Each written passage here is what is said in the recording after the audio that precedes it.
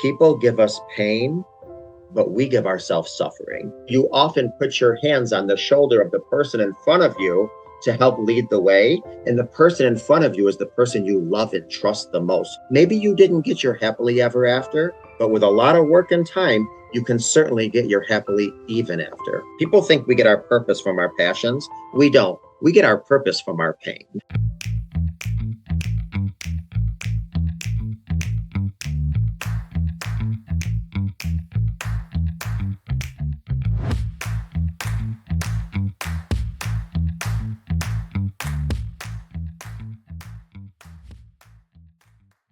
Well, hello, everyone. This is Martin Pitella for the Life Enthusiast podcast.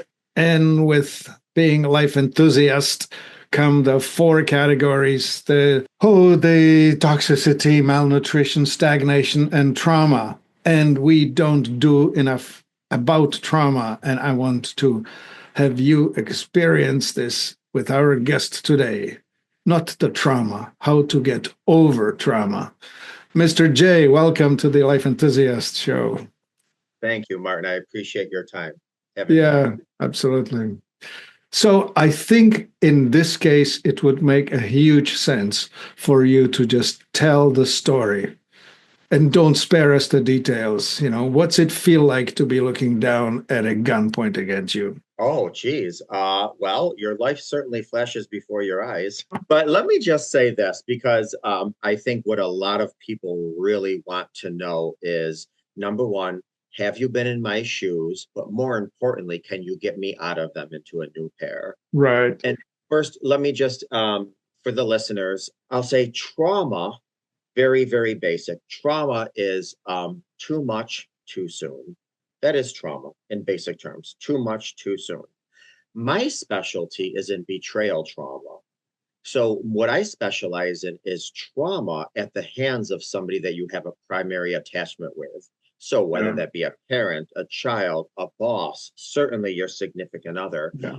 It could also be yourself or God. I work with plenty of people who say, Mr. J, I've done the exercising and I've drank my healthy shakes and I've meditated and I was still diagnosed with cancer, breast cancer, Right. what have you. And I feel like my body betrayed me, or I feel like my creator betrayed me. Right. A good majority of my clients are people that have encountered or are enduring building trust after broken trust in a relationship, infidelity, cheating, broken trust, things like that. So Yeah. betrayal trauma, I just want to say, is slightly different from trauma itself for a couple of reasons. Number one, betrayal trauma is different in that I hate saying regular trauma, but somebody with trauma, it affects the here and now and the future. Somebody with betrayal trauma, it not only affects the here and now and the future, but it also affects the past. Because once, let's hypothetically speaking, let's just say you find, numbers under your mattress of your spouse or significant other was calling prostitutes or meeting up with somebody at the gym or what have you.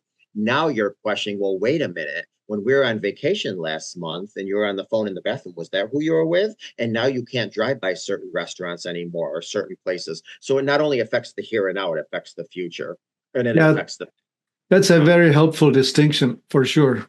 There certainly is no lack of opportunity for being let down in a minor or a major or a catastrophic way by somebody, right? Absolutely. Oh no, absolutely. The second way that it's different is that it's personal. If you have a family member pass away, that is tragic, that is sad, and that can cause trauma. But when you have somebody that you are close to betray you, now it's personal. You're not personalizing it. God forbid somebody in your family, close family, passes away. That's trauma, but you don't question your own self-worth. Yeah. With betrayal trauma, you start questioning your self-worth. Well, was I not good enough? Was I not handsome enough? Was I not bustier enough? Should my pecs have been bigger? Should I have had more sex? You start questioning your own self-worth. Yeah. Another way that betrayal trauma is slightly different, and that betrayal trauma is a secret society. So again, I'll use the example of, let's just say your parent passes away. Well, you can call your boss and say, listen, my parent just passed away. I need some bereavement time. And next thing you know, you have people sending you flowers, people bringing you meals, people saying, I'm sorry, people bringing cards. You don't want to call your boss and say, hey, listen, I just found out my husband's having an affair with me, or my wife is cheating on me with a guy at the gym. That's embarrassment. There's shame there. So it's a secret society. And if you do call your boss and you ask for time off, well, then that's time off that you need to heal. And you're not, and you don't want to tell people because it's a shame and embarrassment. So you're not going to have people bringing you, food trains and meals and flowers. So it's a very secret society. It's lonely. So Yeah. betrayal trauma is slightly different from trauma, for various reasons, just to name a few. Yeah. Yeah, I can just see how it marks you, or at least gives you the sense of being a marked person. Because when it's a sign of weakness, not necessarily that it was your fault, but it sure can appear that way, right? So 100%. yeah. We question our own self which is funny because I tell my clients a lot of times, listen, not usually people get into affairs because they want to numb, distract, avoid, or cope with something.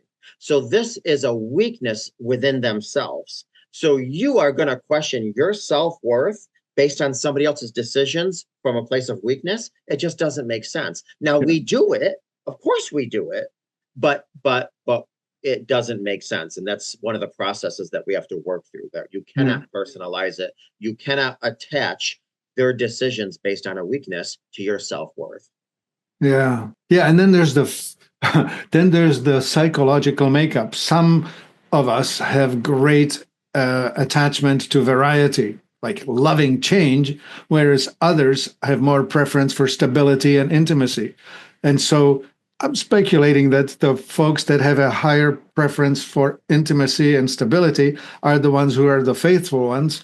And then the change and variety loving ones would be the ones that are doing the relationships with outside of the committed couples, right? Well, this is what's interesting. I'm going to tell you, this is what's interesting. You might be a little surprised to know a lot of people that believe in secure attachments and they want that one intimate partner. They actually do a lot of stepping out, Oh, but that's because one of the many reasons is because they want to attach to a partner. They want to be somebody's one and only. They want to be somebody's main, but they have, let's just say, emotional vulnerability issues, so they have intimacy issues. oh So, yeah, and when I say intimacy, I don't mean sex. I mean, being vulnerable to somebody yeah, else. Because think about it, a lot of times, especially when we're having physical or sexual affairs, it's very transactional. I'm going to give you this. I'm going to give you what you want because you give me what I need, or vice versa. yeah. Okay, However, love is not that. Love is, I'm going to give you something because I love you, because I want to. I That's not a fair. Which is yeah, why, and I'm going on a tangent now. I try and tell people a lot of times, do not give any weight to a fair talk. A fair, because I was Mr. J. I read where my husband said, oh, you're the light of my life to as a fair partner, and I love you, and I'm it.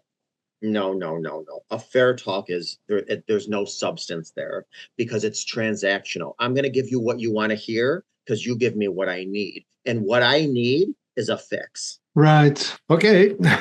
I have not spent a whole lot of time thinking about all of this, but I can certainly see how getting into a deep hole is is so easy, right? So something happens, a tragedy outside of us happens, and you're so right about saying, well, somebody dying, your parent dying, is just no guilt. It just is. That's how it goes. It's a final thing. You will miss them, but you didn't cause it. Anyway, you don't become a victim of your parent dying, but you can so easily become a victim of your partner betraying the trust. Yeah, that's the big distinction. I can just see that. Absolutely. And And what I try then, and go ahead. yeah, and then the decision comes. It's not what happens, it's how we respond to that, right? Am I going to be a victim, or am I going to turn it into, I don't know, propellant for better life? Yeah. Well, a couple of things I want to say real quick. Bet- Betrayal trauma is not about you at all. It's not about you, but it certainly affects you. Yeah. That's number one. Number two, I say all the time, people give us pain but we give ourselves suffering. Well, that's an interesting distinction too. Yeah. So, and one of the reasons, one of the many, many, many reasons is because betrayal trauma often wakes up the sleeping giants within. It wakes up those wounds that we never dealt with, which is why now there's no studies that back this up. This is my own thoughts. Let me put that out there. In my own opinion, when we discover a betrayal with a primary attachment, I'm just going to use the example of a partner, a spouse, a significant other. When we discover the betrayal of somebody that we loved and trusted the most, what happens is it wakes up the insecurities that we never dealt with in our past. And that's why, in my opinion, oftentimes we're only dealing with 40% the current trauma, but 60% the unhealed trauma that woke up within Yeah. us, which is why I'll often ask my clients, what did it say to you when you found the lipstick in your glove compartment? Or what did it say to you when you found your wife at Starbucks with somebody? And when we get to the core of something, people will tell me, it says to me that I'm unlovable, I'm unworthy, I'm not that. And then we do some work, and I'll say, where did you get that from? Let's go deeper. And Yeah. then with some work, this doesn't happen overnight. With some work, come to find out, they never felt loved by their mother. They never felt valued by their father. So it basically, betrayal trauma wakes up the sleeping giant within. And so you this is why people don't get that betrayal trauma is an internal volcano that Yeah. just like lava, anything it touches is affected negatively. Yeah. Every area of your life when it comes to betrayal trauma Yeah. is affected. You are affected spiritually, emotionally, mentally, financially, intellectually, Yeah. in Physically every too. area. You people lack sleep, people gain weight, people's hair falls out physically, people start questioning God, that's spiritually, people start getting affected financially because now you got to find somebody to talk to, people start mentally, emotionally, people can't go to their job and work, all they want to do is be in the fetal position and cry because their whole what they thought was real, they discovered was not. that Yeah. that screws with people. Yeah. That goes to the root of it all because you trusted this partner with your everything, right? Your past and your future. And now you're questioning it. And I'm going to tell you something now that you just said that. What happens is that not only do we have to work on the hurt our partner gave us, but then we have to work on our own self. Like, why did I miss those pink and red signs? And why was I so out of touch with my intuition that I didn't sense this? Or why, when I did sense something, I repressed it? Why didn't I? So now, because we've not only we are disengaged with our partner, and we got to work on that if we're going to reconcile or whatever, but now we have to work on how we disengaged with ourselves. Yeah. Yeah. Essentially, I'd have to rebuild myself from ground up, from childhood all the way through, because everything that I put here was false or at least wrong. Yeah. Oh, dear. Okay. You have a big job, Mr. J. Yeah. One of the things I try to tell people is just to give you a visual of betrayal trauma. Pretend there's a bridge a mile above land, a Okay. mile in the sky, and the bridge across it is thin and it's a mile across it. Okay. Yeah. And on the other side of the bridge is safety. Yes. But under that bridge, let's just say there's volcanoes and fires, and Yeah. it's very hot and there's smoke and whatever. And you're on one side of the bridge. Okay. You're on the beginning of the bridge and you have to walk to get to the other side. Right. Okay. Now I want you to just pretend, because the majority of people I talk to have young kids, they're kids. Yeah. So pretend that you're here on that bridge and you got your children in your arms. You got one child in this arm and one child in this Yeah. arm, and you have to walk to the other side of the bridge. And you can't fall, because if you fall, you're in imminent danger. You're going to fall into volcano, lava, Yeah. fire. Yeah. Crocodiles You're will dead. eat you. Yeah. Okay. But what happens is when you're trying to walk, the smoke from the fire is so blinding you can't even see in front of you. So you often put your hands on the shoulder of the person in front of you to help lead the way. And the person in front of you is the person you love and trust the most. You trust that person more than you trust yourself. And so they're leading you across this bridge because you can't even see and you're holding on to your babies.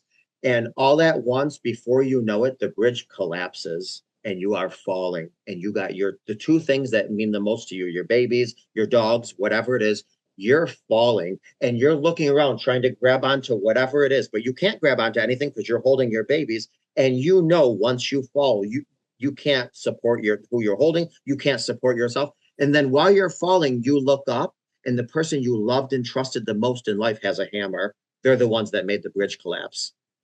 Now your brain is hijacked and you're thinking, wait a minute, the very person I trusted and with my whole life is the person who's destroyed me. You don't, then Yeah. you fall and you don't die. That's where the healing begins. Yeah. Sheesh. Okay. So how long does the relationship usually last between you and the client that you're working with? Is it a lifelong thing or is it a few months? How do you even work it? All great questions. Like anything else, it really varies because I have some clients that will call me when they will get a hold of me when they just found out. Yep. And I'm literally talking to them on the phone or Zoom while they're bear hugging the toilet, vomiting because they can't believe what they just discovered. Yep. And they're vomiting in the toilet because they're sick to their stomach. Oh yeah. Then I talk to people who are two months out, maybe 2 years out. Mm-hmm. I have a couple clients that are 30 years out of betrayal, but because they never properly healed, things are coming out in various ways now, years later. Yeah. So really, it all depends on many, many, many factors. Okay. It depends. Are you reconciling with the person who hurt you? Are you separating from the person who hurt you? Are you divorcing the person who hurt you? How is this person? Also, what is your support system? Do you have a faith background? There's a lot that goes into the Yeah. healing process. Yeah, your faith gets questioned hard in days like those. Listen, Martin, you know how many times I talk to people and they're like, Mr. J, all my life I prayed for a husband or a wife or kids and a family. And I thought God finally answered my prayer. They I go, sent this they is the sent me one. this. And then I find out they're cheating on me. It's like, God, you knew this was going to happen the whole time. So now I feel like Oh, there was a double betrayal, my yeah. spouse and my creator. So it could get pretty complex.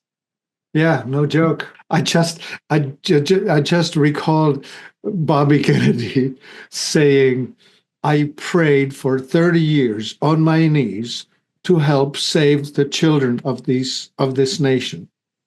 And God sent me Donald J. Trump, right? And Trump is such a flawed hero. I mean, that man is contradictions all over. So it's just gelling in my head, right? That everybody can relate to this probably anyway.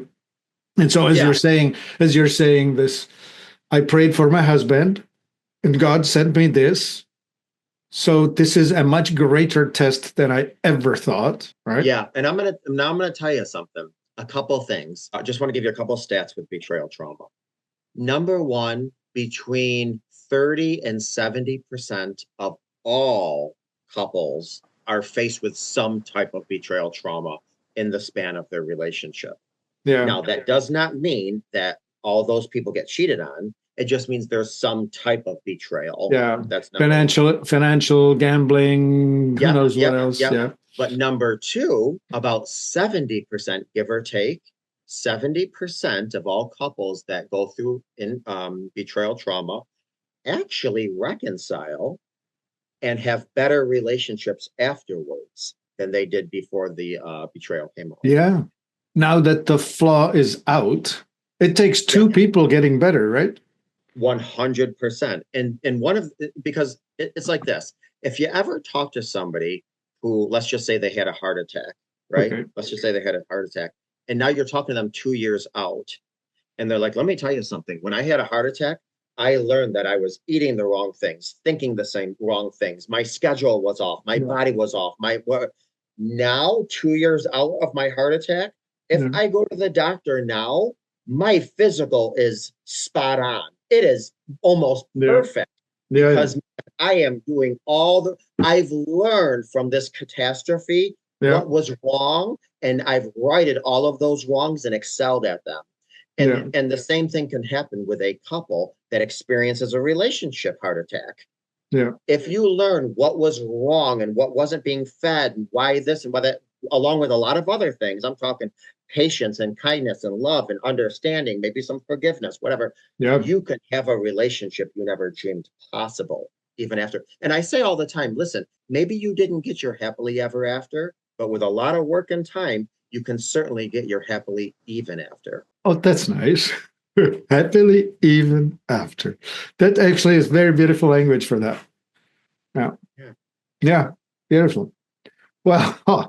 Okay. So anybody can start with you anytime as soon as they figure out that they could probably do better. So this is the advocacy for getting a coach, because somebody like you with a lot of experience on that path can help guide this person on their path toward better mental health, right? Better emotional health, better outcomes.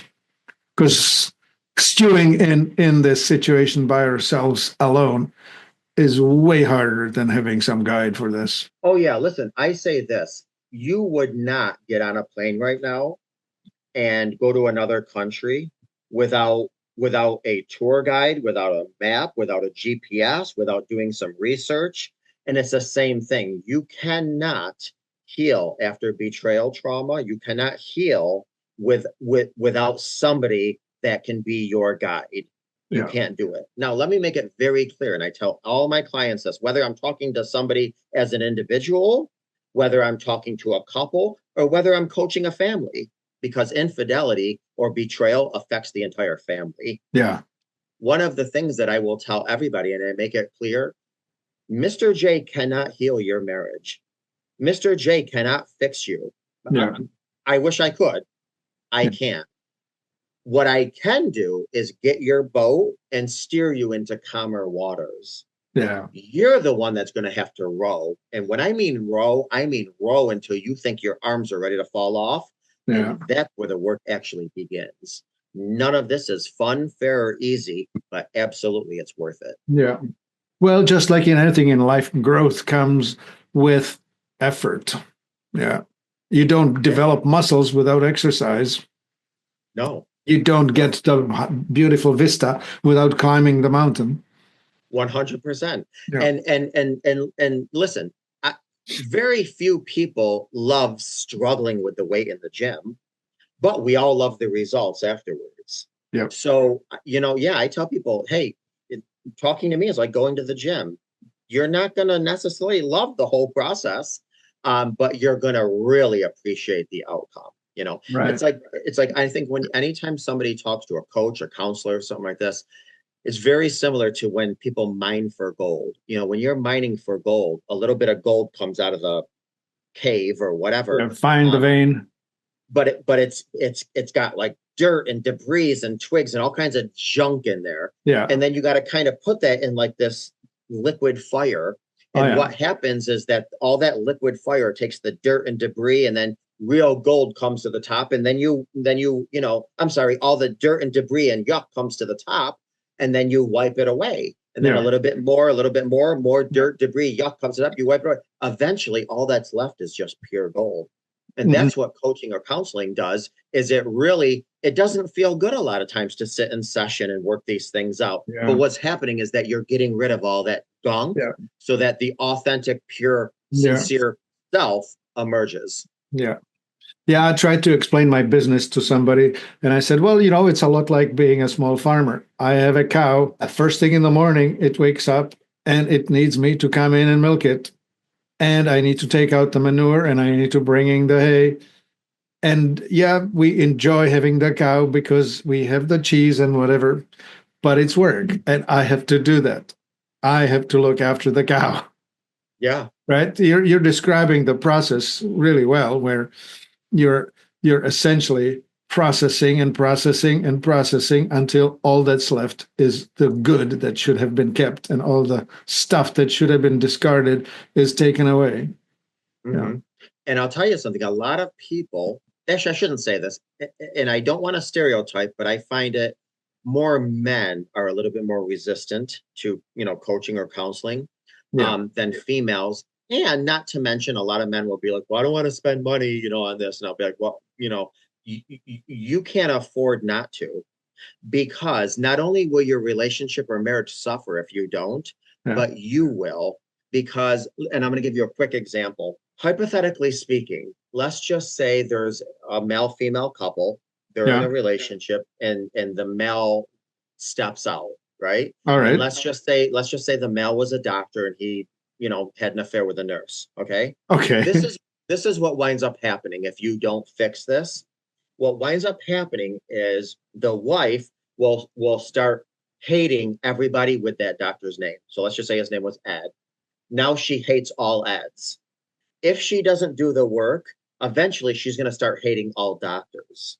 If Yes. she doesn't do the work, eventually she's going to start hating all hospitals. If she doesn't do the work, eventually she's going to start hating all nurses and all medical staff. Okay. If she doesn't do the work, eventually she's going to start hating the color blue and green, because that's what hospital staff wear, blue and green. So what happens is, if you don't do the work, your world gets smaller and Oh smaller and yeah. smaller, Okay. and Yeah. then The you wind poison up spreads. suffocating. Yeah. You suffocate yourself. Yeah. Yeah. So people can't say I can't afford this. They should say I can't afford not to. Yeah. Yeah. I'm looking at it from the man's perspective, and I'm thinking, well, you take your car to the mechanic, right? And you pay him for the service. Well, you have a broken relationship. Take it to a relationship mechanic, so to speak, right? 100%. Yeah. All right. So this probably doesn't easily yield itself to a group session. This probably needs to be one-on-one, huh? No, well, yes and no. As far as sessions go, I have clients where they're just individual clients. Mm-hmm. I have a lot of couples. And then I also work with families because, like I say, the kids get affected Oh yeah, by this. the whole family, yes.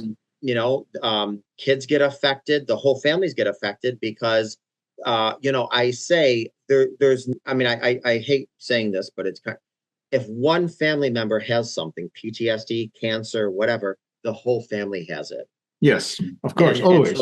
it's the same thing. If one family member stepped out, it has branches with all the family members. So there's many times I'm doing a family session where, I'll talk and say, listen, how do you feel when your parents are yelling and screaming because, A, B, and C? And I'll tell the parents, do you know that because you're not doing certain work, that it's spilling over on your kids? And so we have to have yeah, absolutely. This is Yeah.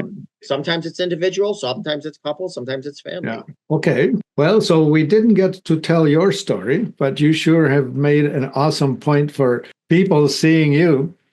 Well, how do they find you? How can we send them your way? So listen, this is what I'll say. My website, mrjrelationshipcoach.com, is the best way to find me. And like I said, I have various sessions with half an hour, family sessions, you name it, all kinds of options. But I'll just say this, and I mean this in all sincerity. Even if nobody ever wants to talk to me, hear me, see me, nothing, just go to my website, because I have free resources there.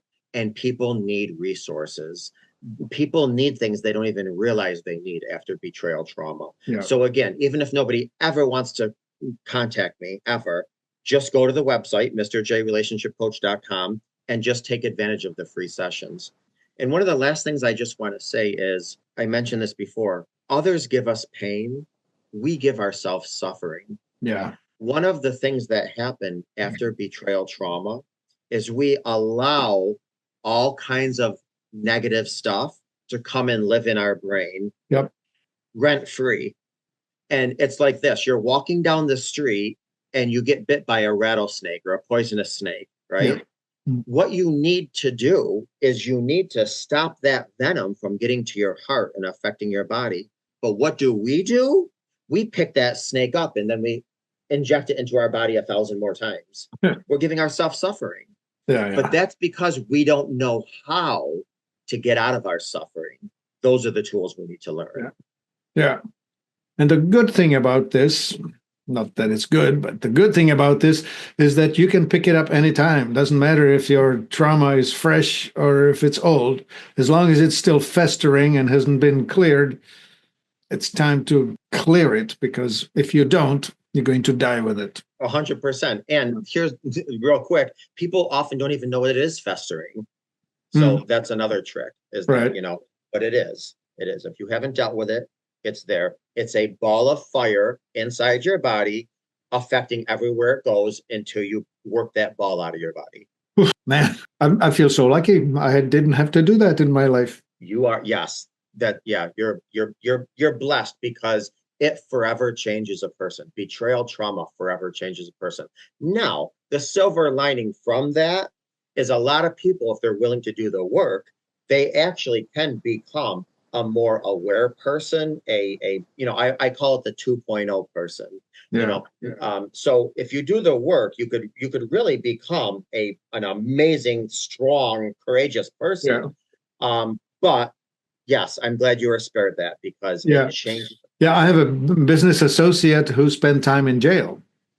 And he says to me, it's the best thing that happened to me. Yeah, And it was totally disruptive, but having come out of it, a much better person now.